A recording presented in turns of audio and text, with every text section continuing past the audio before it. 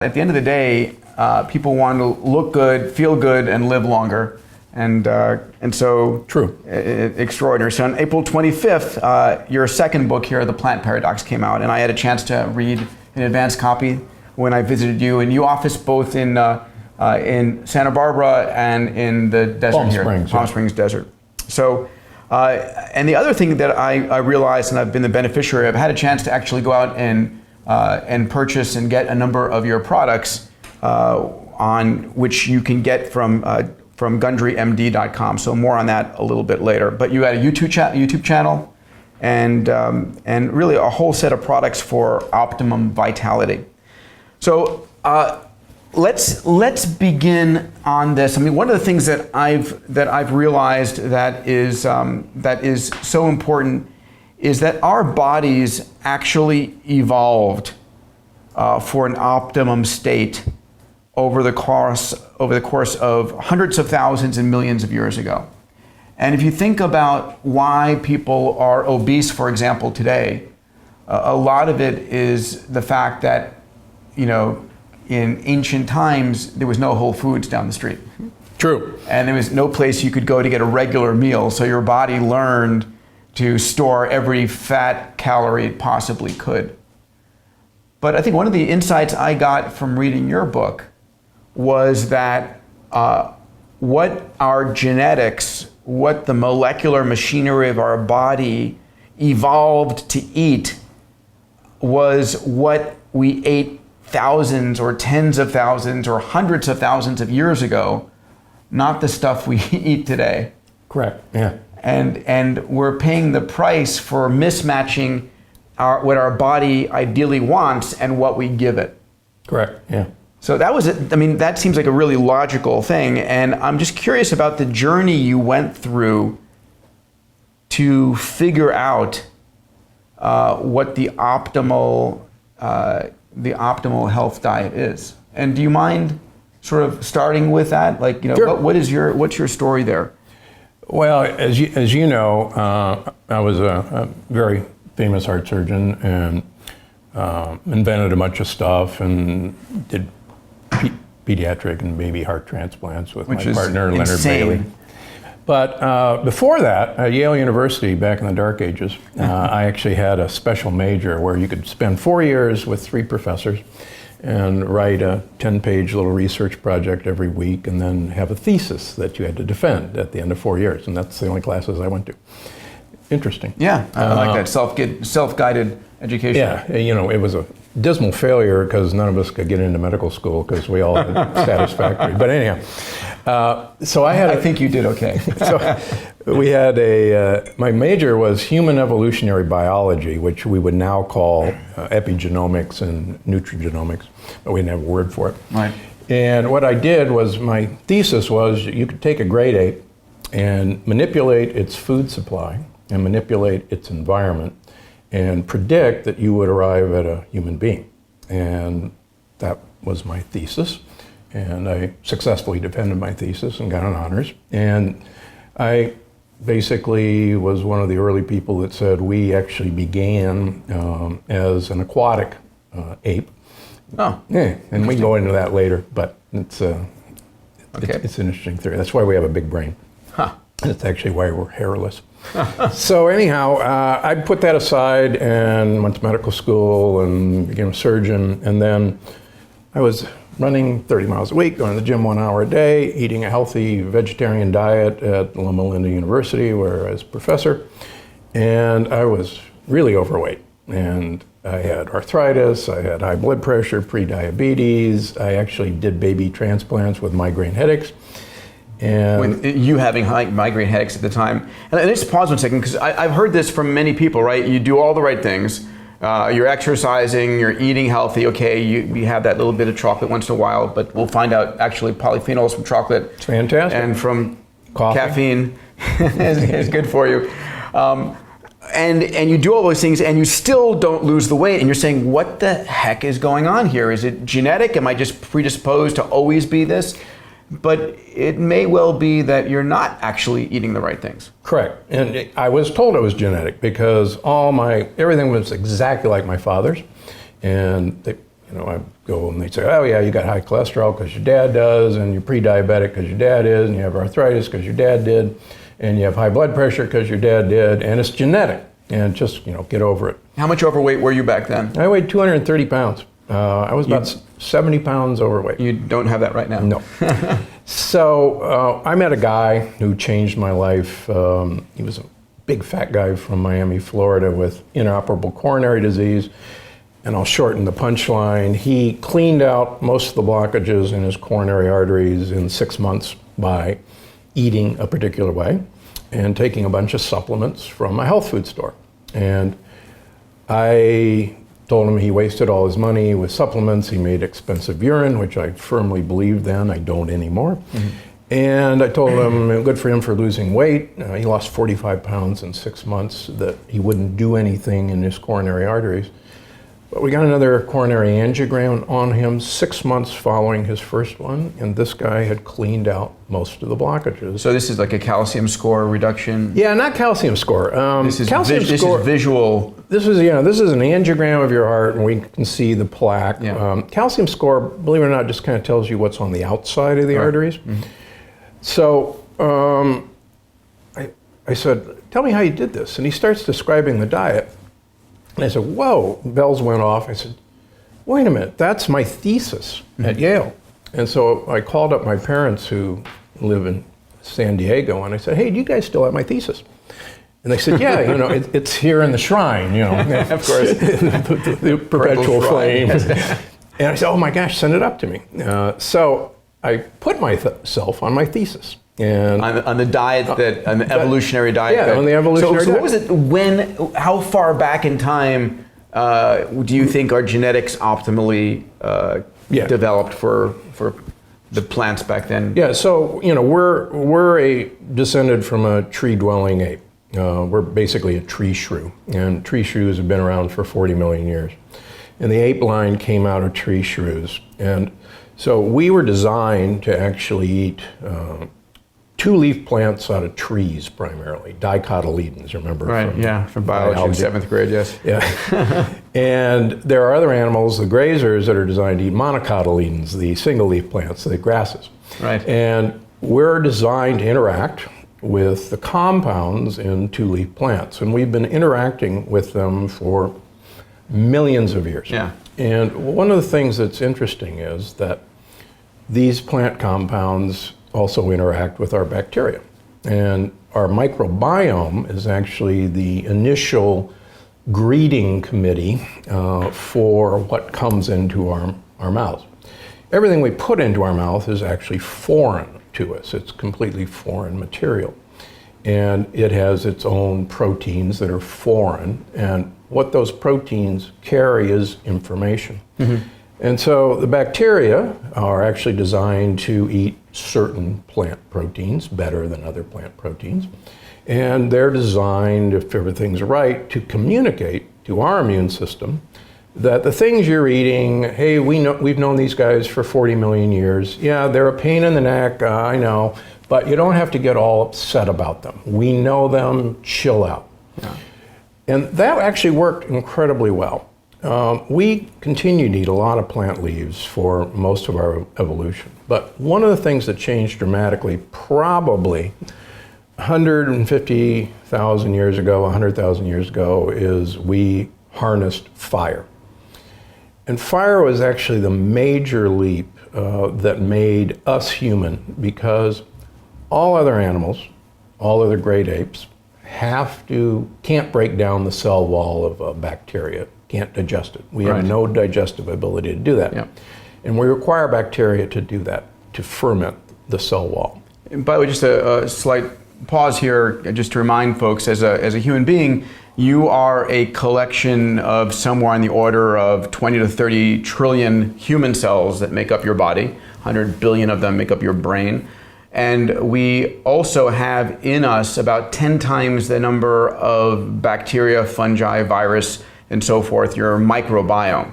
And what we're learning, I mean, you've heard me talk about this at the work we're doing at Human Longevity, is that your microbiome is extremely important to your health. Correct. your state of mind, how you feel, whether you're obese, whether you're skinny, a whole slew of things.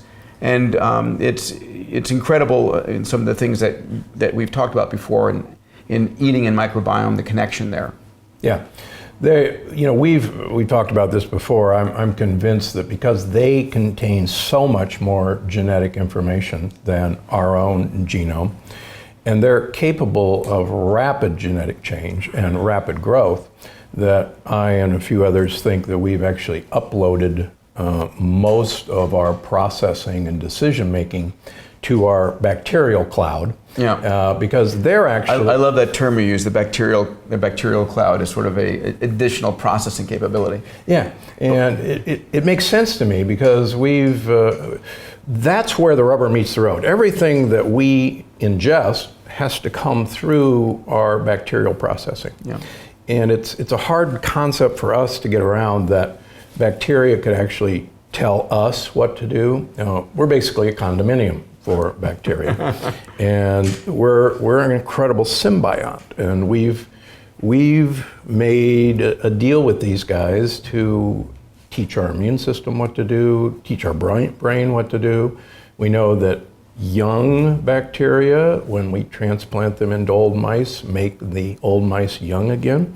And we can get into that. It's really voodoo stuff. Amazing, amazing. And we will be getting into that stuff in the Q&A. We're going to be chatting here for about another 20-25 minutes, myself and Dr. Gundry, and then we want to open it up for questions. And as I said in the materials going out here, the book that you just wrote, The Plant Paradox, that is, by the way, congratulations, #2 in the New York Times list. Thank you very much. That's awesome. Congratulations, and I hope those of you who have gotten the book have enjoyed it so far, and those of you who have not, I urge you to get it. Not for the theory. We're going to talk about the theory. In the back of the book, Dr. Gundry has got actually very practical what to eat, how to eat, recipes,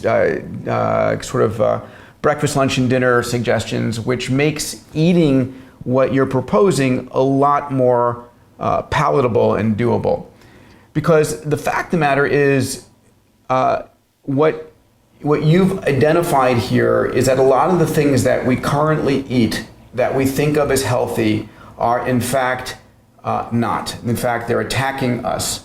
Correct. And let's just jump into the meat of that right now. Perfect. Because I think that's the important thing to realize. Like at the end of the day, I want our viewers to know what the hell do we eat and what don't we want to eat and why. Because you've changed my diet 80% of what I... Sorry about that. No, it's fine. It makes it really tough to explain to people. I have to go into the entire theory of lectin. And I met this guy, Dr. Gundry, through my dear friend Tony Robbins, who's a dear friend of ours both. So let's jump in. What do we eat, what don't we eat, and why? Okay, plants don't like us. They were here first. They had it great. Nobody wanted to eat them. When their predators arrived, they had a problem. They couldn't run, they couldn't hide, they couldn't fight. But they're chemists, as you and I know, of incredible ability. Almost all drugs come from a plant compound. And so they use chemical warfare to keep us, their predator, from eating them. And they use lectins, which are proteins that are basically designed to hack our system in many ways. But the fundamental principle of lectins are, I like have people think of these as basically incoming guided missile attacks. And lectins like to pry apart the wall of our intestine. And most people don't realize that inside of us, the surface area of the intestines is equivalent to a tennis court in surface area, every one of us. And the wall of the intestine is only one cell thick.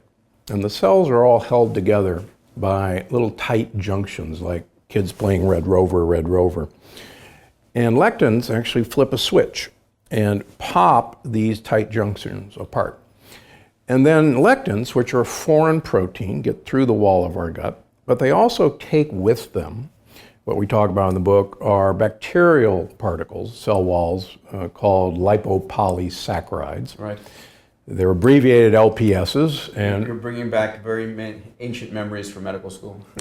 so I don't swear, but I call them little pieces of shit in the book because that's actually what they are. And so if you want to think about our immune system is the border patrol on the other side of our gut.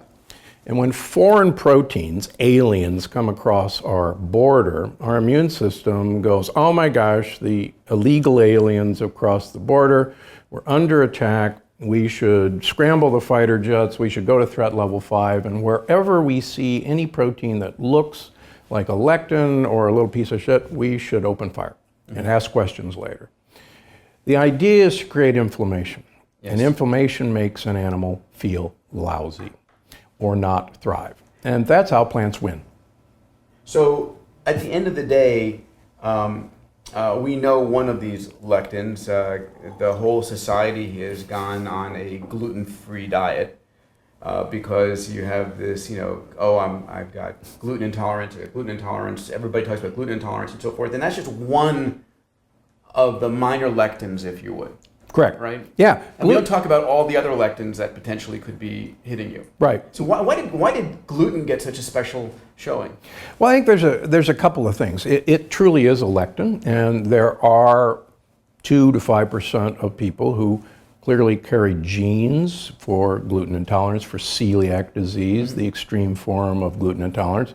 But when we just add, if you take people with celiac disease and put them on a gluten-free diet, and they're saints, and rebiopsy their intestines 2 years later, 83% of them will still have celiac disease even though they're eating gluten-free. So that actually proves that gluten is just one little piece of this puzzle. And what I try to convince people is that most people who are eating a gluten-free diet are eating a heavy lectin-laden diet. So, give me the top 5 or 10 things that contain lectins that I used to be eating and all of you are eating that you don't realize you're eating. So, where are lectins prevalent in the diet? So all grains have lectins, whether they're healthy grains. One of the things that's happened to us in the last 50 years is we have actually bought hook, line, and sinker the idea of whole grain goodness. Yeah. We've always thrown the haul away from grains. We, believe it or not, have been trying to make bread white for 10,000 years, and only the poor people got the brown bread. The French eat white baguettes. The Italians eat white pasta. Can you imagine an Italian eating whole wheat pasta? I mean, it's just, that's crazy. So because grains. we've been getting rid of the lectins in grains.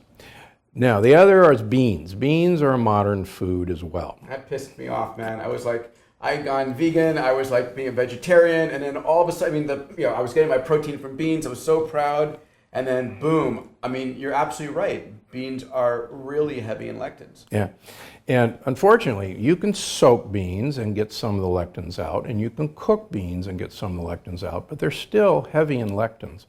The only way to get it out is a pressure cooker. And I was doing a podcast yesterday with a vegan chef who has a best-selling book, and she wanted me on her podcast, and she decided to go on the Plant Paradox program and to test it out. Yeah. And so she has been on it for about a month. And she says, okay, I'm going to start this podcast because I did this to prove you wrong, because I'm a thriving vegan and I chose vegan for lots of reasons. But she said, you're right. She said, I can't believe how much better I feel following your vegan diet. There's a vegan version in the book. There's a vegetarian version in the book. She said, you took away what I thought every vegan had to eat to be healthy. And when I took those out of my diet, she said, you're right. I hate to admit it, but I'm here on the podcast telling you were right. And this is actually the response I get from almost every human being, including myself. So grains? Okay, grains and beans. And beans. And then And American plants. American plants. So this is interesting, right? I love this. Again, it's about logic, right? Most of us didn't evolve in America 100,000 or a million years ago. We were alive in the savannas of Africa. Yeah, we all came from Africa. Yeah. And none of us from America are from America. We're from Europe, Asia, or Africa. Yeah. So none of us have ever encountered an American plant. Or our genomics didn't encounter it. Correct. Yeah. Or our microbiome. Or our microbiome, yeah. Until 500 years ago, when Columbus started trade. Well, there are the American Indians watching who probably... But they're Asian, no offense. over across the... You came here about 11,000 years ago, so we're all from somewhere else. Sorry about that. And we're all originally from Africa. Yes, agreed. So our genomics evolved for a non-American plant diet. And so what are the American plants that we are eating that we shouldn't be? So the two beans that are peanuts and cashews, they're beans, they're not nuts, they're American. Peanuts are some of the most deadly foods ever found. The nightshade family, potatoes, eggplant, peppers, tomatoes, and goji berries.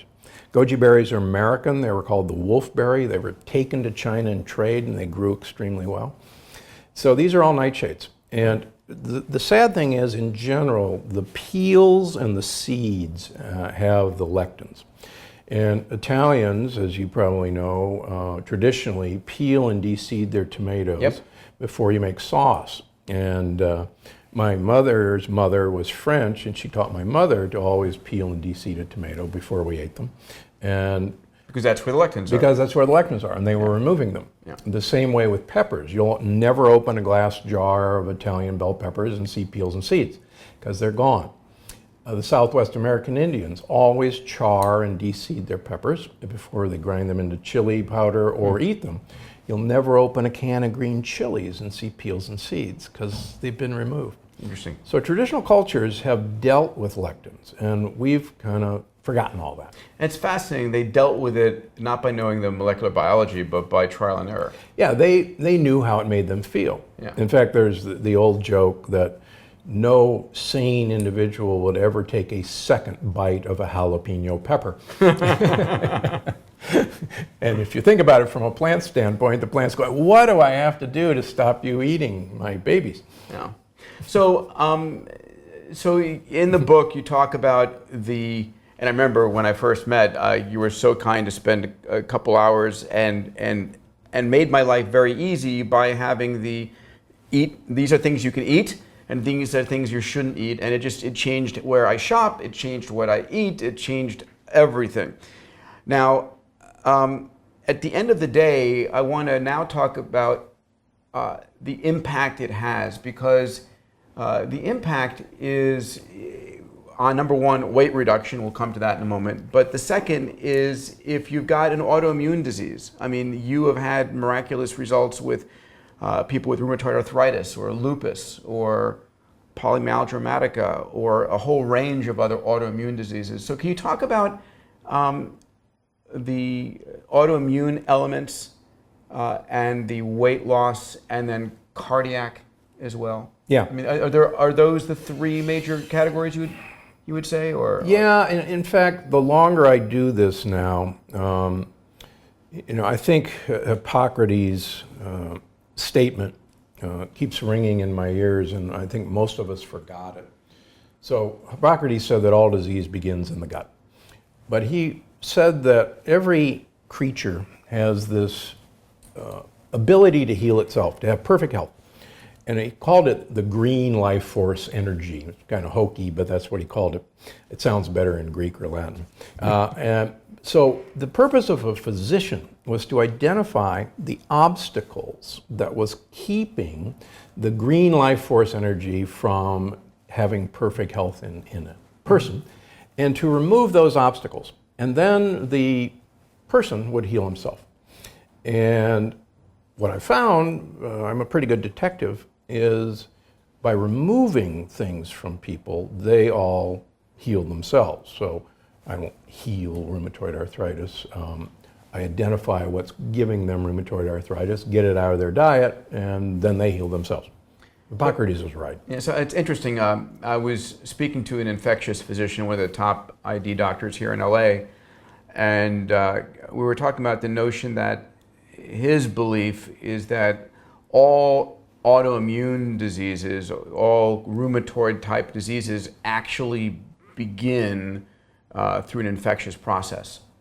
It's your body having your immune system basically identifying some kind of a alien protein, maybe with part of your molecular structure, and turning on an immune cell that attacks it, and then when the infection's gone, you still keep attacking yourself. Yeah, I think that's a reasonable idea. We know that there's a lot of people who we can trace the beginning of their autoimmune disease to an infection, a viral gastroenteritis, stomach flu. We can trace it to somebody getting a ton of antibiotics and killing off their microbiome. Certainly, we've seen people with a stressful encounter. I remember one woman very clearly in Santa Barbara. Her rheumatoid arthritis started a week after her mother's sudden death when she was about 13 years of age.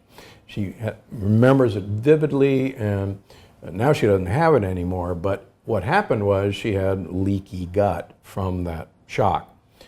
And one thing I like to use as an example, we know that marathon runners, elite marathon runners, get a profound leaky gut. And you actually see marathon runners towards the end of a race have bloody diarrhea as they near the finish line. And our immune system in marathon running takes this tremendous hit for about 2 weeks, and the gut becomes permeable. So I think Hippocrates is right that it starts in the gut. Now, whether a bacteria gets through, whether a lectin gets through, whether both accomplish it. Lectins are interesting because they are proteins, and proteins that look a lot like other proteins in our body, and it's called molecular mimicry. And the idea is when your immune system is activated, it doesn't want to make a mistake, and it would rather shoot first and ask questions later. So imagine your fighter jets are scrambled and they come across your thyroid gland, and there's lectins or other proteins that look like lectins, and your immune system says, oh my gosh, this poor woman, her thyroid's full of lectins and we should kill them. And it's amazing the number of people with Hashimoto's thyroiditis that it actually has come from their gut, whether it's permeability. And what you've shown is if you change your diet, you can calm your immune system down in that regard. Correct. And how fast can you do that? Well, I was naive early on that I thought it could be done in a couple of weeks. It takes a while, primarily because you have to change your microbiome. The microbiome can change fairly rapidly, but then you have to go about sealing the wall of your gut. We need to think of our microbiome as this tropical rainforest, which is an incredible ecosystem in and of itself. There's 10,000 different denizens living in there, and they compete for space and they compete for food. And so it's an incredible ecosystem. And one, for instance, round of antibiotics, as you and I know, will wipe out this ecosystem. Yep. And it may take 2 years to get this ecosystem back to its complexity. So it can take 3 months, 6 months. I've seen it take as long as a year, but usually 3 to 6 months. And last fall, I had the honor of giving a paper at the International Microbiome meeting in Paris at the Pasteur Institute of 78 patients with marker-proven autoimmune diseases who, following this program, became marker negative within the year and stayed marker negative as long as they followed the program. So I'd like to, before we open up for questions, let's walk people through what the program looks like. Sure. And again, all of that is in detail in the book, which again I commend to you. But just what's it feel like? How do you start it? Yeah. So the rule number one is the most important rule. It's what you don't eat that's important, and if you remember that, we'll be okay. Number two rule is you are what you eat, but we've forgotten that you are what the thing you're eating ate.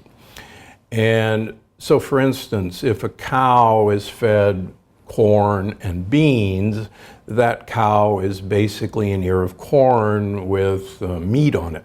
A chicken that's fed corn is no longer a chicken. It's an ear of corn with feathers. And it's amazing the number of people that I've seen that it was the organic free-range chicken that was the cause of their lupus. And when we took their organic free-range chicken away from them, their lupus went away. So let's drill down, because that was a fascinating insight to me. At the end of the day, when you're eating pasture-raised beef or free-range chicken, that doesn't guarantee you anything. Correct, because the federal government allowed the law to be changed that a free-range chicken can be kept in a warehouse its entire life, fed corn and grains and soybeans, and never has to be let outside.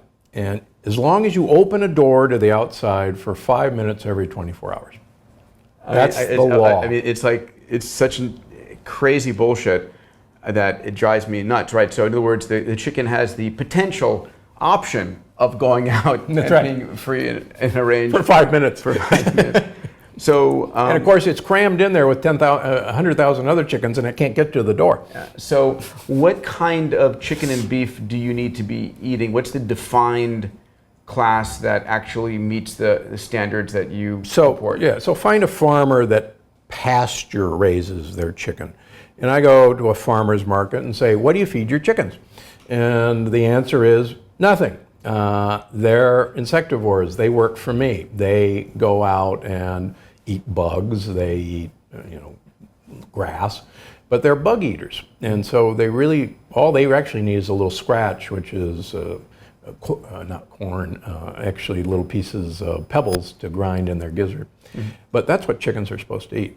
Now, you got to be careful with pasture or grass-fed beef, because the law got changed because every cow spends a few days at least on grass. So you can actually legitimately call something in your supermarket grass-fed beef, even if it spent a minimum amount of time eating grass, because it was grass-fed at some time in its life. Right. So you got to find grass-fed and grass-finished. Yeah.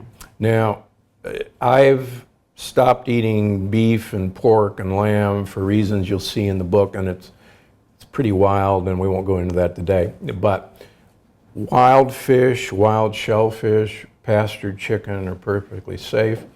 But one of the things that I get into in the book, and I grew up in Omaha, Nebraska, and we have made protein the almighty god of nutrition. And one of the things that makes longevity happen in the blue zones, those are the people with the longest lives, they have impressive animal protein restriction. Animal protein is a minimal part of their diet. And I think that's actually one of the real keys if we want to have profound longevity, and we can talk more about that. Yeah. And it hurts me to say that because I grew up in Omaha. And it's interesting, right? We both know of individuals who go on caloric restriction diets to lengthen their lives. And when you're only getting 1,200 calories versus 3,000, every calorie you take in is something like I want that calorie. You can become very specific about what calories you take in. And you taught me something about what they've been doing that's absolutely wrong.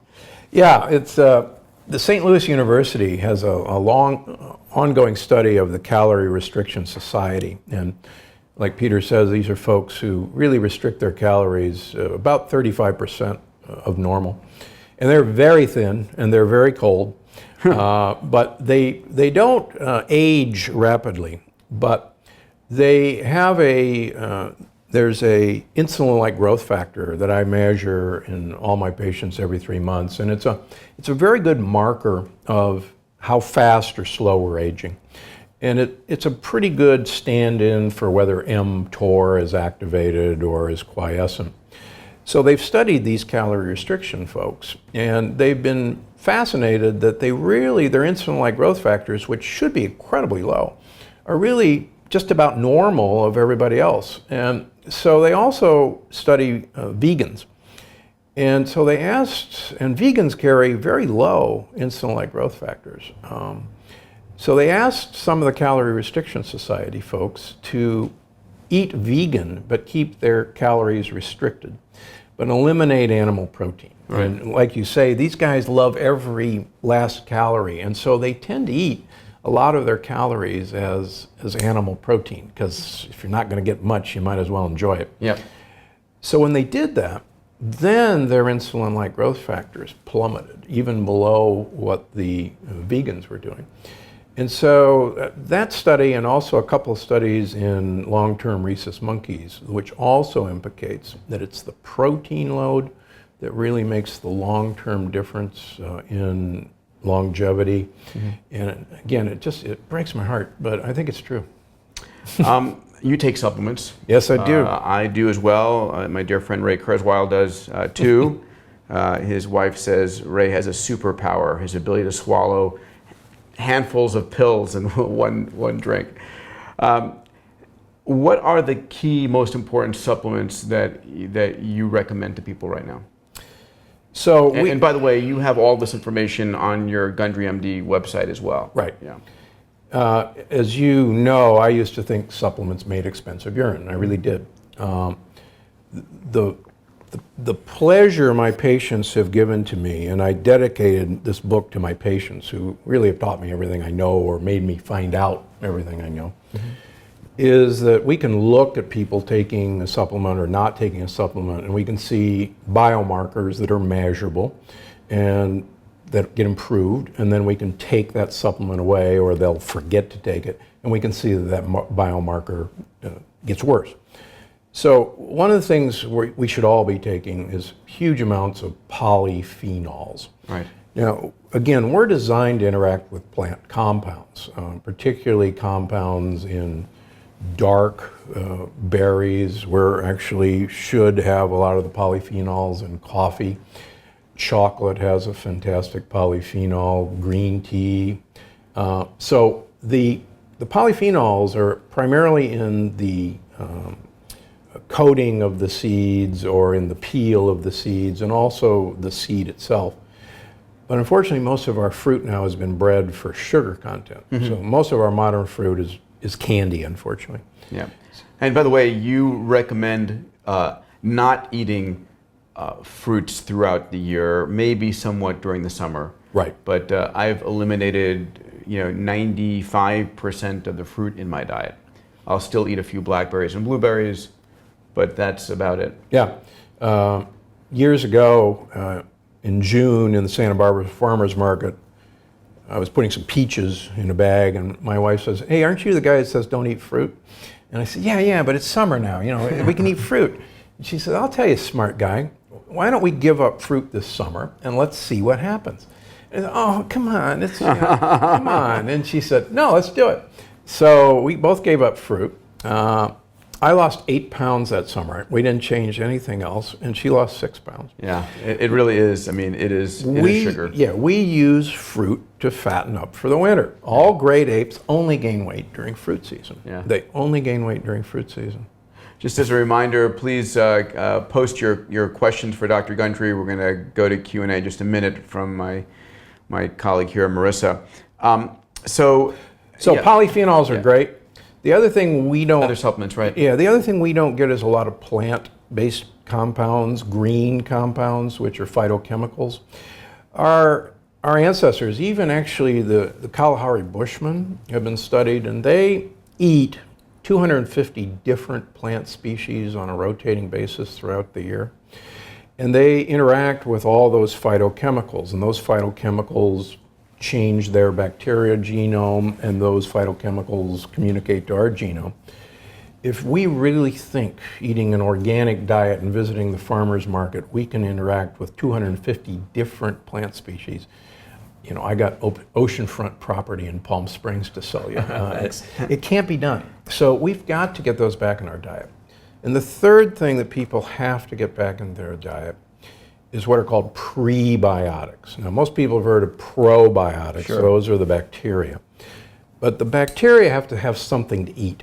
And these guys thrive on complex starches, oligosaccharides, that they eat and reproduce. And the cool thing is that these sorts of sugar molecules we can't digest. And the other cool thing is the obesogenic bacteria can't digest these complex sugar molecules. So what are some examples there? So one of the most famous ones is glucomannan or konjac root. There's a number of very good products on the market. I'll give a shout out to Miracle Noodles. Jonathan Carp, MD from the LA area, makes Miracle Noodles. They're noodles or rice that are made out of the konjac root, and bugs love this stuff. Inulin, which is a fructooligosacchariide, is also a great thing. You can use acacia powder, you can use psyllium. Psyllium husks are a fermentable fiber. Mm-hmm. In terms of vegetables, Jerusalem artichokes, sometimes sunchokes, are fantastic. Taro root is wonderful. My wife and I had some taro root chips last night, as a matter of fact. Sweet potatoes are fine. But they're there as a delivery device to get olive oil into your mouth. Yes. And olive oil has some of the best polyphenols of all time. Do you know, since we first met, I've been doing shots of olive oil every night.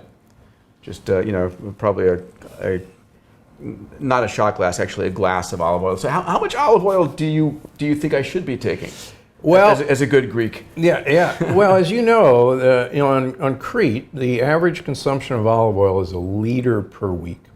And that's 12 tablespoons a day. Mm-hmm. And so one of my favorite sayings is the only purpose of food is to get olive oil into your mouth. I've heard that. And it's really interesting. The Spanish did a really cool study that I know you're aware of, where they took 65-year-old people and they put them on a Mediterranean diet. And the one group had to use 1 liter of olive oil per week for 5 years. And they actually had to come and get the olive oil dispensed to them once a week. They had to bring the empty one back. The second group had to have the equivalent amount of raw walnuts. And the third group had a low-fat Mediterranean diet. And the original study was for memory. So at the end of 5 years, the olive oil group had preserved memory. It actually improved over baseline. The walnut group had preserved memory, but it was the same as baseline. And the low-fat diet group had diminished memory. But the really cool part of the study, which just got published a few months ago, is that the women in the olive oil group had a 67% less incidence of breast cancer than the other two groups. So, yeah, drink your olive oil. Yeah, I mean, it's interesting. People think of fats as something to avoid. In fact, fats are probably one of the most important parts of your diet. Yeah, absolutely. Yeah, so avocados and olive oil have made a big appearance in my life in the last 6 months. Yeah, the Greeks do it. The Sardinians use about 1 liter of olive oil. It's interesting, right? Because you can actually go and study what the blue zone populations eat. And what do you find there? These are the populations around the world that have 100 years old as a normal occurrence in all the villages. So one of the interesting things about these blue zones is that they actually have wildly different diets. For instance, the Cretes and the Sardinians, two of the blue zones, use huge amounts of olive oil. And that is a huge part of their diet. The Okinawans, on the other hand, eat very little fat, but 80% of their diet is a purple sweet potato. There's some fascinating groups of people called the Kitavans that really changed my thought on carbohydrates, who eat about 60% of their diet is taro root. And these guys live into their 90s and they smoke like fiends, but there's never been a case of heart disease, there's never been a case of lung cancer. So here's these two groups of people. One eats huge amounts of what appear to be carbohydrates, the other group eats huge amounts of fat, and yet they both live a long time. What I went back to my research at Yale, and gorillas eat 16 pounds of leaves every day, but they don't absorb those calories as carbohydrates. The bacteria actually eat those leaves and produce fat.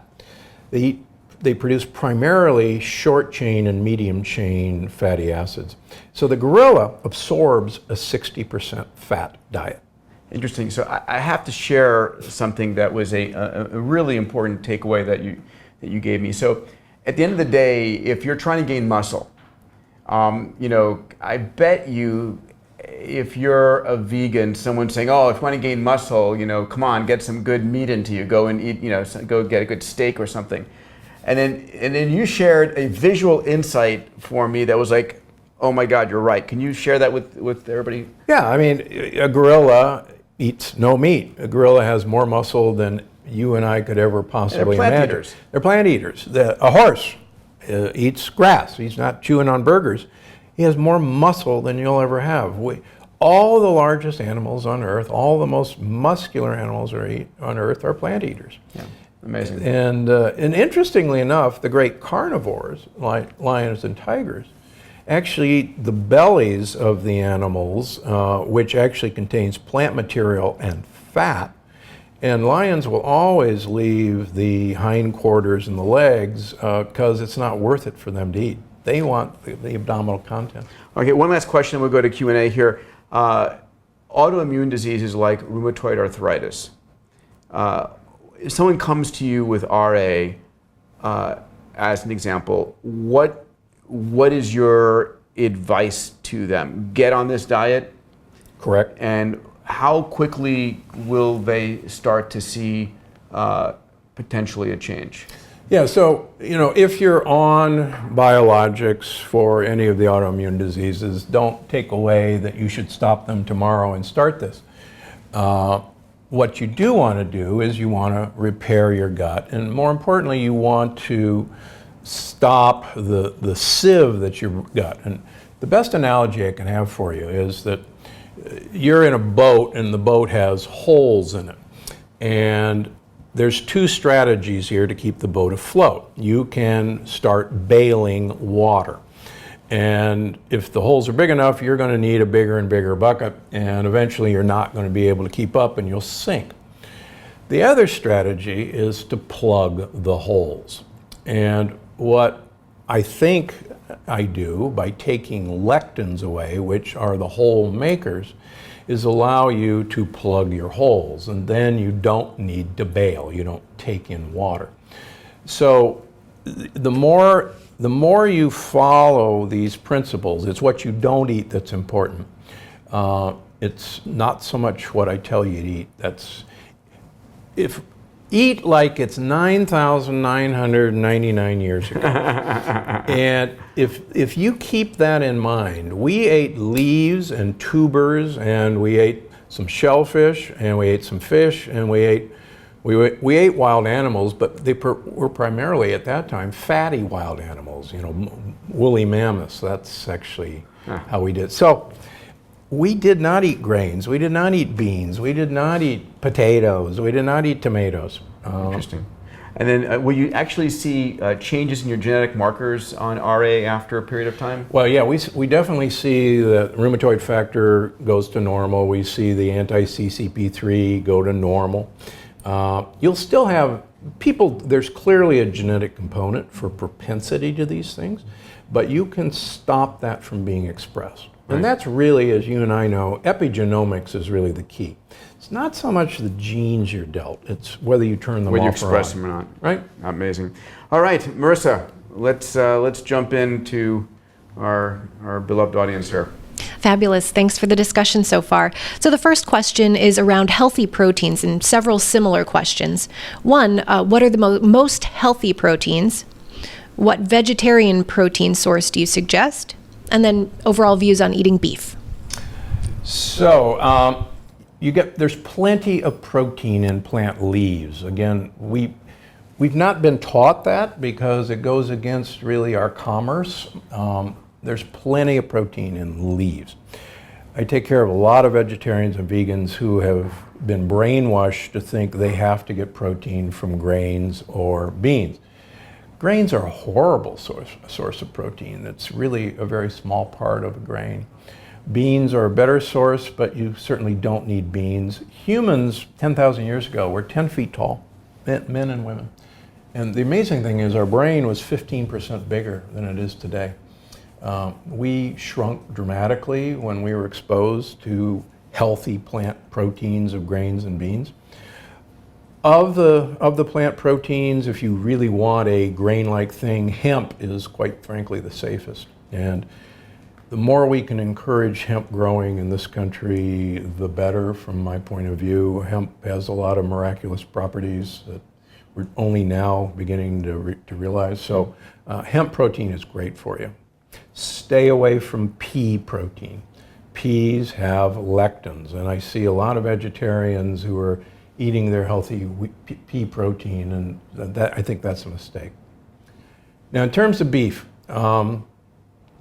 beef and pork and lamb have a sugar molecule called New5GC that promotes an autoimmune response in humans who eat them, and we actually can prove that we attack the inside of our blood vessels. And cancer cells, tumors, use 5-NEU-GC to evade the immune system and actually to stimulate a growth factor called VEGF to grow blood vessels towards them. Humans have New5AC, A instead of G, which is incredibly close, but it's actually one of the things that differentiates us from other species. Chicken has New5AC, fish and shellfish have New5AC, so we don't react immunologically to chicken and shellfish and fish. So as much as I'm a Nebraska farm boy, beef is mischievous. And so if you're going to have it, have grass-fed, but just do it as a special treat, if any. Along those lines, you educated me that it turns out that I'm lactose intolerant and that not all lactose is made the same. And could you actually share, I found this absolutely fascinating that out there in the world, there are two different types of cows. One is okay and the other one should be avoided. Yeah, so the original cow there's a protein in milk called casein A2, and the other protein in milk is whey. And about 2,000 years ago, northern European cows suffered a spontaneous genetic mutation. As we do. And they started making casein A1. Now, casein A1 is a very interesting lectin-like protein that has some very strong correlation to attacking the beta cell of the pancreas. And I and others are convinced that a lot of type 1 diabetes can directly be traced to casein A1. So casein A1 cows are hardier and they give more milk. So that almost all cows in the world are now the wrong breed of cow. They're the Holstein cow, the black and white cow. And so their milk contains casein A1. Guernsey cows, Swiss brown cows, Belgian blue cows are casein A2. All goats and all sheep are casein A2. So it's very interesting. A lot of people who think they're lactose intolerant, what I've found is they're actually casein A1 intolerant, because a great number of them can have goat's milk and not react, even though there's plenty of lactose in goat's milk. And one of the eye-openers for me early on was people who were lactose intolerant would go to Italy and they'd have the gelato and come back and say, I love going to Italy because there's no lactose in their gelato. And I said, well, yes, of course there is. They said, well, no, because I can have all the gelato I want and I don't react. And I'm lactose intolerant. I said, no. It turns out casein A2 cows are in Italy, France, and Switzerland. So what you thought was a lactose intolerant was casein A1.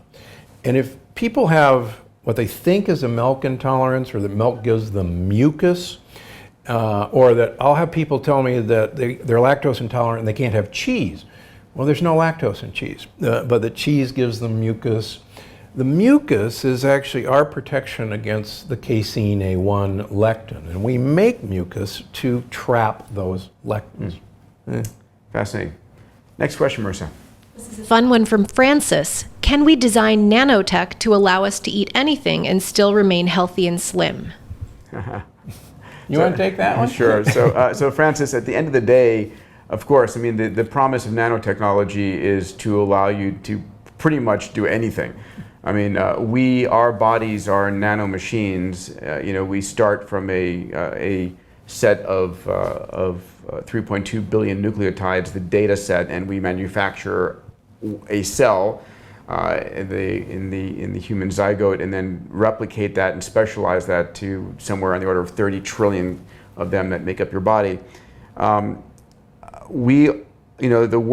vision of nanotechnology, as originally portrayed by Eric Drexler and continued by folks like Ray Kurzweil and others, is that we're going to use these kinds of nanomachines who go in and can recognize, if you would, lectins and destroy them on the spot. But the fact of the matter is, once we have that level of technology, so much more happens in the world that you'll forget about that as this small fringe benefit as you blast off on your Diamandis spaceship towards your space colony. So yeah, but I guess the question is, can we in fact avoid, can we eat things and avoid having the lectins bother us? And in fact, we don't have to wait for nanotechnology. I use a product you have called Lexan Shield right now. Talk about that 1 second. Yeah, so we know that lectins have specific targets. They're sugar molecules. And we even know what sugar molecules lectins are particularly designed to be attracted to. So I formulated a compound that has about 8 known lectin desirable sugar molecules that bind lectins. And can you do anything you want if you take it? I didn't design it for that, but it's certainly protective. I feel like Bill Murray on Groundhog Day. We could do anything we want. But I've taken it to Italy and eaten pasta and potatoes and not suffered the normal consequences of blowing up like a toad. But so yeah, it's possible to bind lectins, and I try to eat a lot of lectin binding compounds, and those compounds have lots of inulin already in them. So, for example, radicchio has a lot of inulin in it. Chicory, endive, has a lot of inulin in it. And it's really interesting looking at what Italians put in their salads, because Italians traditionally have used lots of inulin-containing compounds. And right from the get-go, they're absorbing lectins, number one, and they're also empowering their bacteria.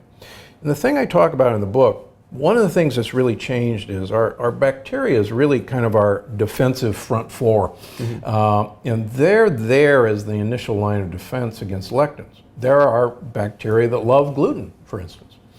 And one of the interesting things is, if you go gluten-free, your bacteria that love gluten leave because they have nothing to eat. And so if you're not even necessarily gluten sensitive and then you re-eat gluten, you will probably feel the gluten lectin because the bacteria have gone. It's one of the interesting side effects of a gluten-free diet. Marissa. This next one is from Hunter. Will there be a healing crisis in the initial phase of the plant paradox diets as the microbiome rebalances and certain bacteria die off? In the literature of detoxing, we talk about that. Quite frankly, I haven't seen it in my own practice, and I've been taking care of up to 10,000 people now. It's really not reported. We do see some change in bowel habits initially, but we don't see people getting worse and then getting better. They usually always get better. How's that? That's great. This next one is from Neil. We now live longer than ever. If so, what role did our ancient natural diet play in contributing to a lifespan that was only a fraction of what it is today? Well, this is everybody's favorite question in longevity, because lifespan, the oldest people have always lived a very, very long time. Ben Franklin lived into his mid-90s in actually very good health. What's happened to us in 1900, life expectancy was about 40 years. And now we'll be in our mid-80s. What's happened is we've beat the main cause of mortality, which was infectious diseases and accidents. And those now, childbirth and infant death were really two of the main contributors to a shortened lifespan. And so people think that, well, we only lived till we were 40 back in 1900. No, that was the average lifespan because the great majority of us died off very young. But the old people have always been very old. And what we're now seeing is, unfortunately, we have a long lifespan, but we have a horrible health span. And if you actually look at the number of diseases that a 55-year-old currently has and compare them to their parents at the parents' age of 55, the current 55-year-old is actually sicker than his parents. And we're propping people up with fantastic technologies that unfortunately I was part of, and I'm proud of keeping people alive with heart surgery. But the point is, you shouldn't need these things. You know, Thomas Edison said the doctor of the future will give no medication. And what we need to do is have an increased health span. We need to, there's a wonderful Japanese researcher that I quote in the book, and I often get it wrong, so you'll forgive me, but his quote is, "Eat right, stay fit, live long, die quick." And if you think about it, that's exactly what all of us want. You want to, I sign my books, die young at a very old age, because that's what we want. I don't want to live in a nursing home being wheeled around in a wheelchair. But you know, I want to be running my dogs at 100 or 105. Incidentally, the lady who started my first book and who's mentioned in this book, Edith Murray, just celebrated her 105th birthday on May 5th. And she still walks in to see me with her 2-inch heels, dressed to the nine, hair and makeup, and she's smart as a whip. So there is a wonderful future. She changed her diet at the age of 20, listening to a great nutritionist by the name of Gaylord Hauser. And I started taking care of her when she was 90, because she said I talked just like Gaylord Hauser. And I've read his books, and I could have written his books. This guy was so far ahead of his time. He basically said, go home, throw all white food out of your pantry, and never eat a white food again. And she believed him. 105. Amazing. This next one is from Julie and several others. So if you do have to take antibiotics, what can you do to offset some of those negative effects? Yeah, we have to realize that swallowing antibiotics is like throwing napalm in your rainforest. If you have to take antibiotics, and this is something you really have to struggle with your physician. These are not candy, these are not toys. Broad spectrum antibiotics have just decimated us in so many ways. So absolutely take probiotics, but take probiotics from spore-forming bacteria. My favorite is what's called BC30. It's made by a company called Glucomannan. It's in Vital Reds. If you don't want to get Vital Reds, Schiff licenses it. It's called, let's see if I can remember the name of it, Intensive Bowel Support, but Schiff makes it. A Digestive Advantage is the name of it. So spores get through the acid in your stomach. Quite frankly, a great number of probiotics don't make it past the acid in your stomach. So keep taking probiotics while you're taking antibiotics, and then keep giving those bugs fertilizer, and those are the prebiotics that we talked about earlier. So you're going to kill off your bugs, but just keep reseeding them. Yep. This next one comes from Alex. What is a practical and easy way to test the condition of your gut? Boy, that's a really good question. There's some really cool blood tests that we can do that really aren't available to everybody, although insurance does cover them. Let's put it this way. If you notice that after you eat, your belly swells up a little bit, if you're either constipated or your stools are looser than normal, one of my favorite examples is we're the only animal that uses toilet paper. And I want you to let that sink in for a second. Many of my patients come back to me and say, I don't know how to mention this, but I wipe and there's nothing there anymore, and I used to wipe a lot, and is that weird? And I said, no, you've now become a normal animal. And it was one of the eye-openers for me when I started with this, because, you know, I could go through a half a roll. And all of a sudden one day I said, well, that's funny, there's nothing here to do. And so if there's something to wipe, your gut isn't right. Oh, I like that. Write that down. How's that? This next one is from Jim. Rice is a staple food in Asia. What do you suggest? So 4 billion people use rice as their staple. 4 billion people take the hull off of brown rice and eat it white. That ought to tell you something. The hull contains most of the lectins. So if you're going to eat rice, eat it white, but I'd like you to do one other thing. After you cook it, put it in the refrigerator, let it cool, and then the next day or later that day, bring it out and reheat it. The cooling will turn that rice into a resistant starch, which will resist digestion, and you won't get the big sugar spike, and the friendly bugs in your gut will actually enjoy it more. So of the grains, traditional grains, rice is the safest, but eat it white. And the other two grains that don't have lectins are the ancient grains millet and sorghum. And we've got some sorghum and millet recipes in the book. I highly recommend them. They are a non-hull grain. You can even get sorghum popcorn. It's great. Cool. This next one is from Gerhard. How do the various methods of cooking preparations, from cooking, raw, fermented, how do those come in play, and how should folks think about that? We have to remember that up until very recently, we had no methods of food preservation. We had no refrigerators, we had no storage systems.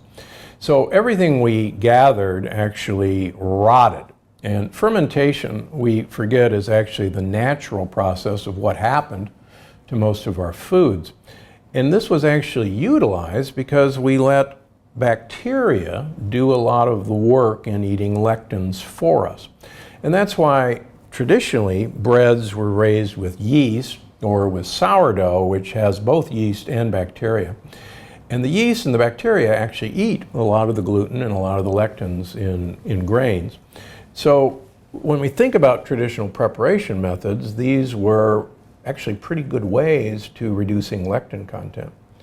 But one of the things that really happened to make us human is cooking actually broke down cell walls and also helped destroy lectins. There's an interesting paper out of China that vegetarians who eat a lot of raw vegetables have the highest incidence of Parkinson's disease among Chinese. And we could go into why I think that is, but I think we have to be, I eat a lot of raw vegetables, don't get me wrong, but I think we do have to be cautious that those are the plant in their most potent form in terms of lectins. Something to think about. This one's from Christina. What organic fruits are not considered candy that I should be eating this summer for polyphenols? So in my book, what I'd like you to do is you take that juicer, which I would ordinarily tell you to throw in the trash, but you buy all those nice organic fruits, particularly the berries, and you put them in your juicer and you juice them, and then you throw the juice away. I really mean that. And you take the pulp and then you put the pulp in, for instance, coconut yogurt is a great way to have it, put in a smoothie with coconut milk. Get rid of the sugar. Sugar is lethal. Fructose is so dangerous. You'll see in the book that it's a great way to kill your kidneys. It's a great way to make cholesterol. I mean it. We just give fruit the boot. But use your juicer, and we'll show you how to do it in the book. Similarly, this one's from Susan. She's looking for tips or hints to keep the carb-addicted obese person on track. So the way to get this, we have a whole chapter called Chapter 10, Dr. Gundry's Plant Paradox Intensive Care Unit. And what you have to do is you have to realize that you're carb addicted because your mitochondria, the little energy organelles in all of your cells, are actually dysfunctional, and they're constantly having to have sugar because they think they need it. In fact, what they really need is another source of fuel, and that fuel is ketones. And I know many people have heard about getting into ketosis. Dr. Adkins thought everybody should get into ketosis. What he didn't know is that eating protein will actually keep you from being in ketosis, because we convert protein into sugar on us. It's called gluconeogenesis. So have some MCT oil or some coconut oil. Take a tablespoon 2 or 3 times a day, particularly when you're in those weak moments that you're getting kind of the Atkins flu or the low carb flu. A tablespoon of coconut oil or MCT oil is just the thing to get you going again. This next one is for M. Any suggestions for middle-aged women with hypothyroidism? Yeah, so one of the things that I've seen, there is a huge outbreak of Hashimoto's thyroiditis, primarily from what we've talked about before, but there's a mini epidemic of hypothyroidism because everybody has switched over to sea salt, and sea salt doesn't have any iodine in it. One of the only smart things the federal government ever did in the early 1900s is mandate putting iodine in salt. Because we actually had such an epidemic of hypothyroidism in the early 1900s that as many as 4 million Americans died of hypothyroidism. And that mandated iodine. So you can get iodized sea salt. If not, go just get regular Morton salt, or do what I do. I go to Trader Joe's and I buy spirulina tablets. They're organic algae, and I take about 4 500 milligram spirulinas a day, and it's plenty of iodine. And it's amazing to me the number of women particularly who are just kind of marginally hypothyroid. We put them back on iodized salt or have them get their spirulina, and it's all it takes to start making thyroid again. One of my favorite parts of the book here is in the back. It's the sample meal plans, which you, again, it's how do you make living this particular diet easier, right? So one of the things you have here is your green smoothies. What do you put in your green smoothies? So a wonderful woman, Irina from Catalyst Cuisine, is a young woman in Santa Barbara who cured herself of rheumatoid arthritis by following my program, and she's a professional chef. So she always made this smoothie, and I actually had her make the first 3 days of our plan called the Kickstart Cleanse. And her smoothie is spectacular, and my wife whips it every morning. So you take basically a handful of organic spinach, you chop about a half a head of romaine lettuce, you put a half an avocado, you squeeze a half a lemon, you take some vanilla sweet leaf stevia drops and put that in there, and a little water and ice cubes, and blend it.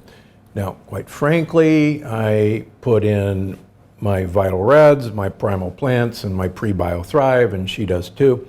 And we even have a recipe for that in there. But this gets you through the day. It gets you tons of greens. It gets you great fats. If you want to throw in some coconut oil or MCT oil, particularly if you have insulin resistance or diabetes, it's a great way to start your day. Great, thank you.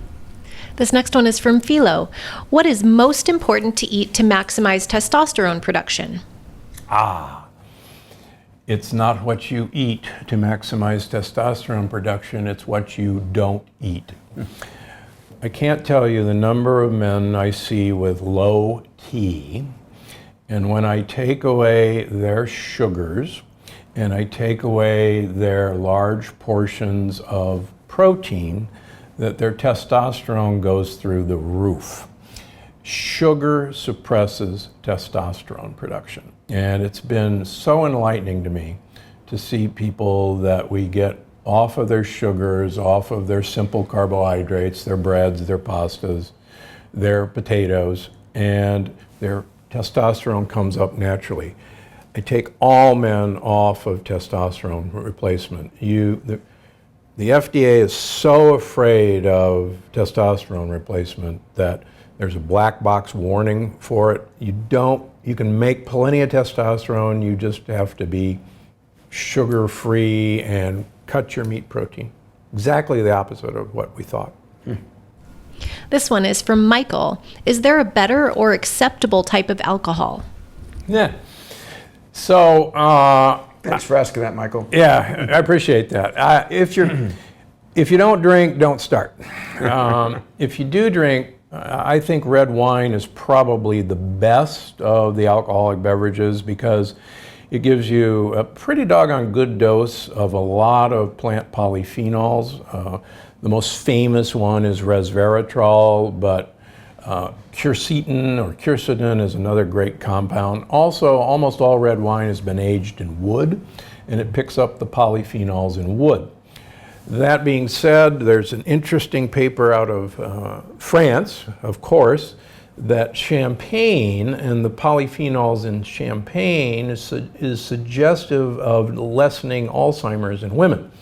My wife likes to hear that because she actually prefers champagne over red wine.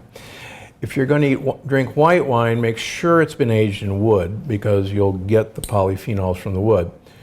If you're going to do straight alcohol, use a darker alcohol that's been aged in wood. So the bourbons, the scotch have all been aged in wood. Try to stay away from the white alcohols, the clear ones like vodka. Dark tequila would be fine. So gin actually is okay because it has a juniper berry, which is a really cool polyphenol. So. This next one is from Larry. How does the plant paradox diet work with type 2 diabetics?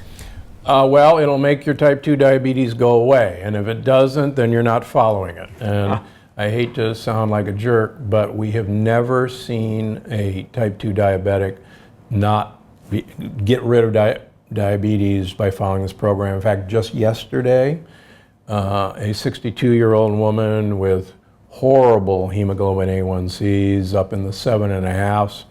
It's now 6 months. She's down 40 pounds. She's off of her insulin. She's off of her metformin. And her hemoglobin A1C yesterday was 5.4, which is absolutely normal. She's not a diabetic anymore. Amazing. Yeah. Cheryl wants to know, what are the specific blood panels that you order for your patients?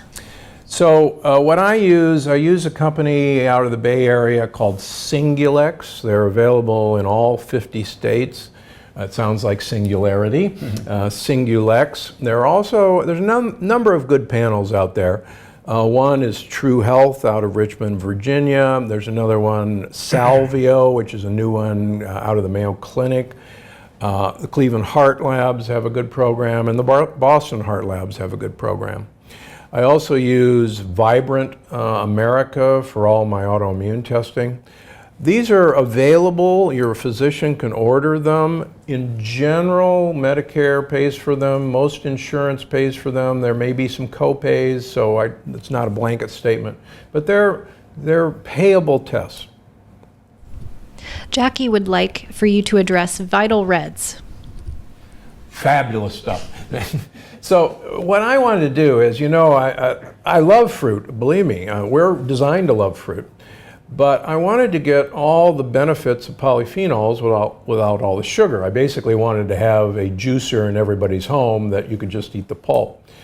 So when I invented Vital Reds, I wanted to get all the polyphenols that you would get in the skins and the seeds, but get rid of the sugar.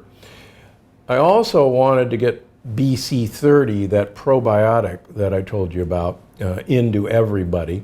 So BC30's in it. And then there's a pretty nice dose of B vitamins in them. We're amazingly deficient in B vitamins. I measure B vitamins on everybody, and it's been striking to see how deficient people are. So Vital Reds are just an easy way of getting polyphenols into you every day. You also make a pitch for large doses of vitamin D. Yes. We are profoundly deficient in vitamin D in this country. About 80% of Southern Californians are deficient in vitamin D. We use sunscreen, which is one of the most poisonous stuff you'll read in the book. Take 5,000 international units of vitamin D3. Dr. Hollick from Boston University, the world's expert on vitamin D, has only seen one case of vitamin D toxicity in his life, and that was a physician who unknowingly from a compounding pharmacy was taking 1 million international units a day for 6 months.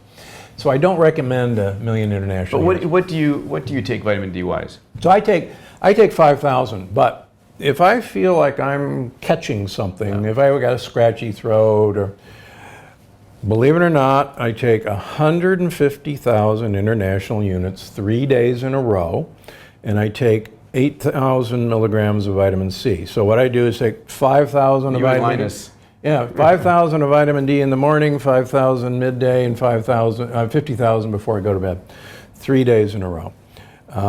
It knocks out viruses. It's incredibly impressive.